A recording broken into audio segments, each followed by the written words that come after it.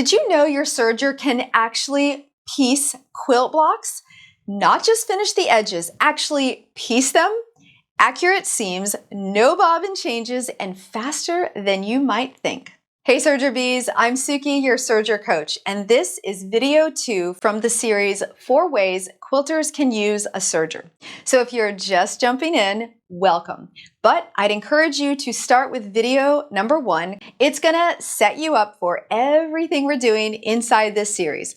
There's a free guide to accompany this series, and you'll find the link in the description. And a quick note before we dive in. This technique works on every make and model. No matter what serger you have, you can do this. Today we're talking about piecing. Simple, practical, and completely doable on a serger. When it comes to piecing with a serger, there are several stitch options. However, I'm going to focus on the two most popular, the chain stitch and the 4-thread overlock, and explain them both in plain language. Now, before we go any further, if you're not sure whether your serger can do both or either of these stitches, check the free guide. Inside, I talk about the different types of sergers and what each one can do. The quick answer is this: the 4-thread overlock works on almost every serger, including combination sergers. The chain stitch, however, requires either a combination serger that includes a chain stitch option or a standalone cover stitch machine with that function. If you're not sure, check the guide first and then come back. The first stitch is the chain stitch. A chain stitch runs in a straight line and looks a lot like a regular straight stitch on the top. On the bottom, it has a chain of loops, which is where it gets its name. The reason quilters love this stitch is because it's accurate, it's familiar, and it feels like what you already know. And if you make a mistake, it's super easy to remove. You just pull the correct thread and the whole thing comes out like a zipper. For quilters who sometimes need to rip out a seam without drama, that can be a very good thing. And if you want to see exactly how to do that, I have a video dedicated to removing a chain stitch. You'll find that link inside the free guide. The second option is the 4-thread overlock. Overlock is the serger's main stitch. It's what most people picture when they think of a serger. It stitches the seam and wraps the edges all at the same time, giving you a strong, secure seam that's not going anywhere. The blade trims just a tiny bit as you go, which keeps your edges nice and even. And by the way, it's pretty easy to remove as well. I have a video for that one too. All the stitch removal videos are linked inside the free guide. So, which one do you use? Well, it really depends on what machine you've got and what effect you're looking for. If you want an accurate 1/4-inch seam and the option to press your seams open or in either direction, and of course you have the ability to do a chain stitch, then that would be the winner. If you want extra strength and don't mind pressing to one side, the 4-thread overlock would be your choice. Let me tell you what makes serger piecing different from sewing machine piecing. And there are a few really good reasons quilters love this. First, no bobbin. When you're chain piecing on a sewing machine, you know that feeling. Really soon you're gonna run out of bobbin thread and then you gotta stop. With a serger, there's no bobbin to worry about. You can just keep on stitching. Now, you're probably wondering, if there's no bobbin, where does the thread come from? On a serger, all of your threads sit on top of the machine on a thread stand. So instead of a bobbin, a serger uses parts called loopers. Think of loopers like these little arms that move from side to side, carrying the thread and wrapping it around the needle thread to form the stitch. For the chain stitch, you'll have one needle thread and one looper called the chain looper working together. That's it, just 2 threads forming that clean, familiar straight stitch.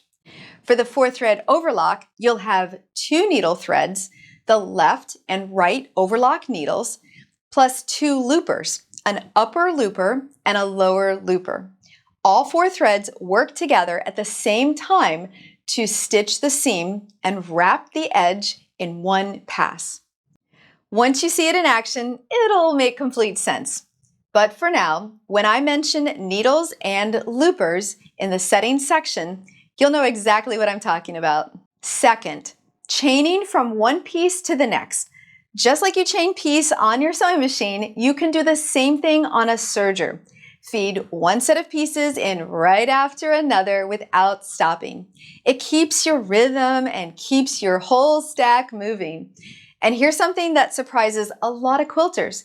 You don't need to worry about those chain stitches unraveling when you clip them. The threads are locking as they stitch, so the seam is secure. And think about it this way, those clipped ends are going right into the next seam anyway.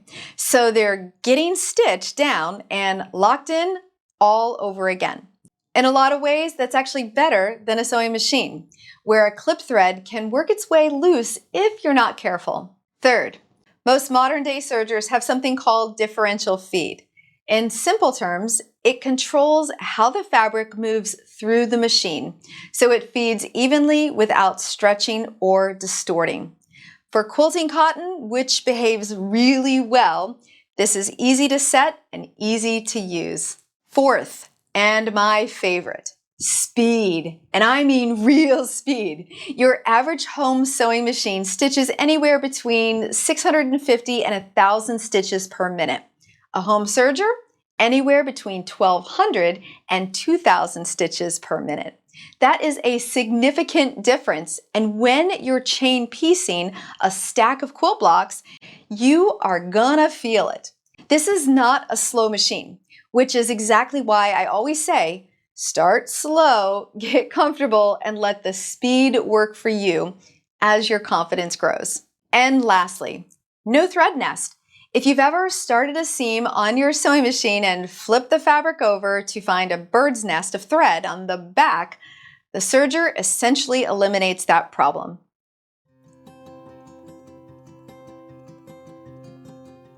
Before we get into settings, I want to remind you, always follow your manual for setting up your machine and use your threading guide when threading.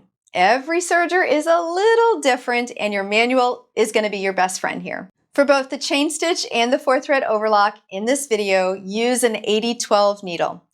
If you need a refresher on needle types and which system your machine uses, head back to video 1 and download the free guide. It's all covered in there. For the chain stitch, you'll use your center chain needle, just the one, and your chain looper. No upper or lower looper needed for this stitch. Now, you can always try a different needle position if you like, but start here. Stitch length will be anywhere between 2.5 and 3.5. Think of that as medium, not super tiny, not big, and loose. Experiment and see what looks best on your fabric. To get started, set the differential feed at 1, which is the neutral position, meaning the fabric moves through evenly without being stretched or gathered. If your fabric does start to bunch up a little, drop that down to 0.7. And if your machine has a presser foot pressure control, usually a dial or knob at the top of the machine, that can also help with how smoothly your fabric feeds through. It's worth experimenting with both together. And here's an important detail for quilters. You want that 1/4 inch seam, right? Now, the presser foot you choose can actually help with this. Since at the time of making this video series, there is no official 1/4 inch presser foot, you'll need to experiment with various presser feet. Start with the presser foot your serger came with, the standard foot, but maybe try the clear foot, or maybe you've got a narrow one, or better yet, a narrow one that's also clear. A clear foot lets you see exactly where your fabric is going, and a narrower foot can make it much easier to line up that 1/4 inch accurately.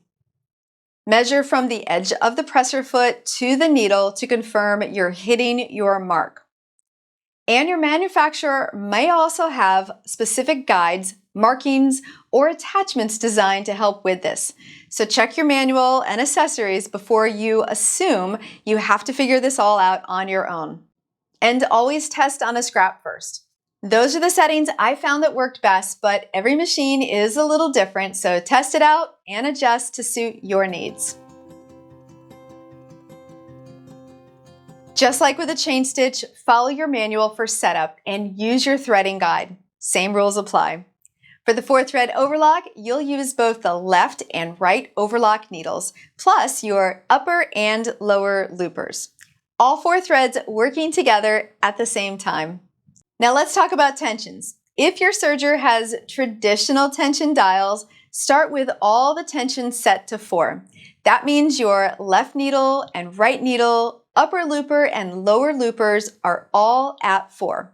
If your machine has automatic tensions, it will set those for you based on the stitch you've selected. So make sure you have the right stitch chosen and let the machine do its thing. Before we talk stitch width, I want to take a quick moment to explain how seam allowance works on a serger, because it is different from your sewing machine, and for quilters, this really matters. On a serger, your seam allowance is measured from the far left needle to the blade. The fabric from the left needle to the blade stays locked inside the seam forever and ever. Whatever is beyond that, to the right of the blade, gets trimmed off.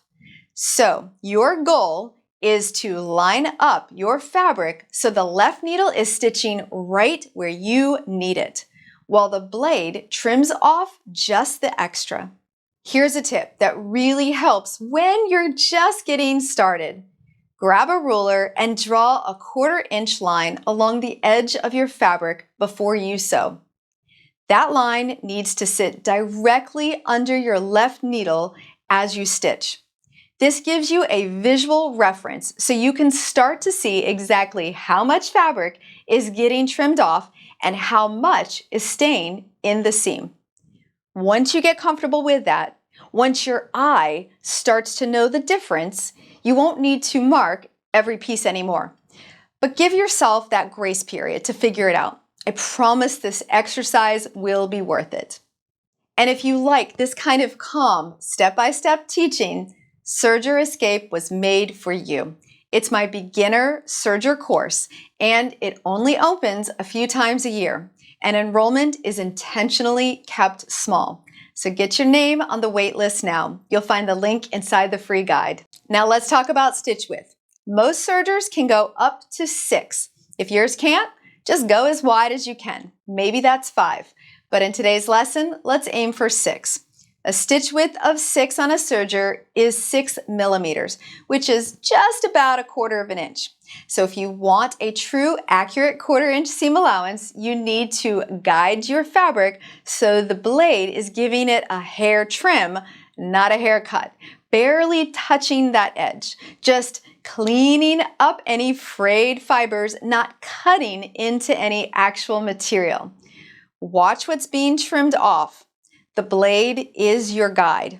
Test on a scrap first and see exactly where that blade is landing. Now let's chat about stitch length. Just like on the chain stitch, you can go anywhere between 2.5 and 3.5. So experiment and see what looks best on your fabric. Now on to differential feed. Begin at 1 and then drop to 0.7 if your fabric starts to bunch. And just like we talked about with the chain stitch, if your machine has a presser foot pressure control, that's worth playing with too. Same goes for your presser feet. A clear foot or a narrow foot can make a big difference in how well you can see and guide that seam. Plus, a lot of sergers and overlock machines have an actual seam guide, so check out what accessories you can get. Your settings might be completely different than mine, and that's completely okay. Inside the free guide, I designed a couple pages for you to write down your final settings. Test first, adjust for your machine, your fabric, your thread, and when you land on something you love, add a little swatch right there so you have a reference for next time. Now let's actually stitch. This part is going to feel very familiar because really, all we're doing is replacing your regular straight stitch with the serger. Your quilt pattern stays exactly the same. Whatever piecing order you'd normally follow, follow that. The serger is just the tool you're using to make those seams. Place your fabric pieces right sides together, just like you normally would when piecing at your sewing machine. Line up your edges. Make sure your 1/4 inch seam allowance is where it needs to be. Before you start, hold on to those thread tails at the beginning and guide them behind the presser foot for the first few stitches. It's a good habit to get into, and it prevents those thread tails from getting pulled back into the loopers right at the start of your seam. Now stitch at a slow, steady pace and let the serger do its thing. Oh, and one more thing, shoulders down. I have taught tens of thousands of serger students, and I know exactly what's happening in that sewing room right now. Relax your shoulders. Chain your pieces together just like you would at your sewing machine. Feed one set of pieces right in after another without stopping or cutting the thread between them. When your stack is done, clip between the pieces and you're ready to press. And speaking of clipping, a good pair of thread snips is going to be your best friend at the serger. I actually wear mine on my finger the entire time I'm serging. Slip them right onto your middle finger or your ring finger, whichever feels best, and let them rest in your palm. That way they're always there when you need them and you're never hunting under fabric scraps for them. You know what I'm talking about. If you find that you're having trouble with threads getting caught or not starting cleanly, you could also try using a connector piece, sometimes called a leader, to start your seam on first, then feed your actual quilt pieces behind it. This is a great little trick that gives your serger something to grab onto before you get to your real fabric. And it keeps everything feeding smoothly from the very first stitch. Once your pieces are stitched, pressing matters just as much as it always has. For chain stitch, press your seams to one side or open, whatever your pattern calls for. For overlock, press to one side, and as a general rule, press towards the darker fabric to avoid show-through. Here's what I want you to walk away with today. Piecing on a serger is not only possible, it is practical. It is accurate, and once you try it, you might just wonder why you waited so long. Up next is video 3. And if you have a big old bag of batting scraps that you just can't bring yourself to throw away, that video is going to make you oh so happy. And until I see you next time, I hope you have a creative day. Bye-bye.